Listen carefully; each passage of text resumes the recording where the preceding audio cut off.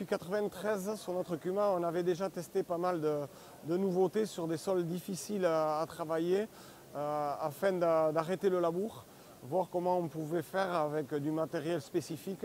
On a commencé avec des outils, on va dire, bricolés. Ensuite, on y a aussi associé des couverts végétaux pour essayer de travailler différemment. Donc ça a évolué petit à petit et à partir de 1999, la totalité des surfaces sont passées en non-labour. Et le développement de nouvelles techniques, donc pour travailler le moins possible nos sols, essayer de rapporter un petit peu d'agronomie à notre travail. Donc on a essayé de plus en plus de faire des essais, alors c'était un peu diffus, certains faisaient une chose chez eux, les autres une autre, enfin il n'y avait rien vraiment de tracé à l'avance. Au fur et à mesure, donc on a évolué un peu dans nos pratiques et le besoin s'est fait sentir un petit peu d'aller plus loin entre le matériel et vraiment l'agronomie, affiner ces choses-là.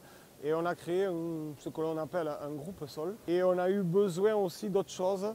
Donc on a commencé à se rapprocher de la fédération pour voir qu'est-ce qu'on pourrait faire, si on pourrait avoir un accompagnement un petit peu différent sur d'abord parallèlement à d'autres CUMA d'autres régions, notamment de régions limitrophes comme le Gers. Voilà, on a été chercher un petit peu des expériences pour essayer d'améliorer et d'affiner un peu notre travail. Depuis qu'on est accompagné par exemple notre conseiller machinisme, notamment au niveau de la fédération 640, il note tout, il fait des résumés de tout ce qu'on fait. On a fait des essais, par exemple, d'écartement de semis de maïs l'an passé. Tout a été pesé, tout a été notifié. Et effectivement, c'est un travail fastidieux, mais au bout du compte, on a des tableaux avec les résultats de chaque modalité, avec voilà, des choses que d'habitude on faisait un petit peu au hasard. Oui, celui-là il a fait plus, mais on ne savait pas trop quantifier. Là, il a amené quand même un sérieux, une rigueur et voilà, et un historique qui va rester avec des documents sur lesquels on peut vraiment s'appuyer. C'est vraiment un plus. Et on s'est mis à faire des essais beaucoup plus structurés et aussi les divulguer. On a organisé des journées, par exemple, de couverts végétaux, où il y a quelques années, attiré 10 personnes.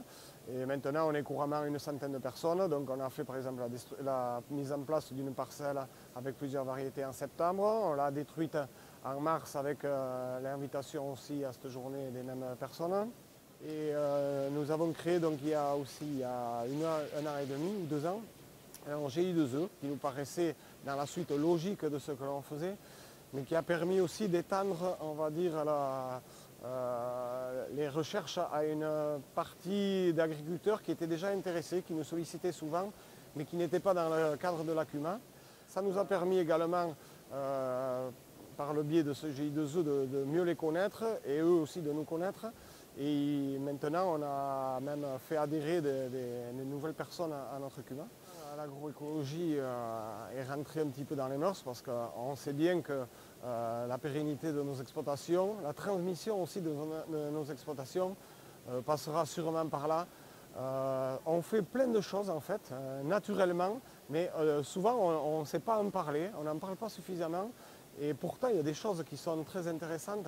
Donc, il faut se projeter. On voit très bien que la filière est compliquée en céréales, comme chez nous en palmipèdes, par exemple, avec les 2 crises aviaires successives. Il faut se remettre en question. Il y a des nouvelles générations qui arrivent aussi d'agriculteurs qui ne sont pas forcément issus du modèle familial et qui ont une autre approche. Ils ont besoin aussi, eux, de données techniques. Et l'effet de groupe, quand même, apporte un plus à cette réflexion-là et permet aussi des fois de faire des choses qu'on n'oserait pas faire seul. Et là, il me semble que vraiment, il y a une prise de conscience et qu'il y a une demande. On le voit sur les journées, il y a de plus en plus de monde qui se renseigne.